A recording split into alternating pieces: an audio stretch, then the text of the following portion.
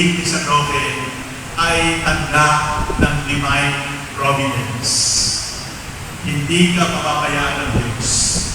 Itakwil ka ng anak mo, ilaglag ka ng asawa mo, pero pati aso, pati ibon, gagamitin ng Diyos para sabihin sa iyo, hindi kita papabayaan at hindi kita malilimutan.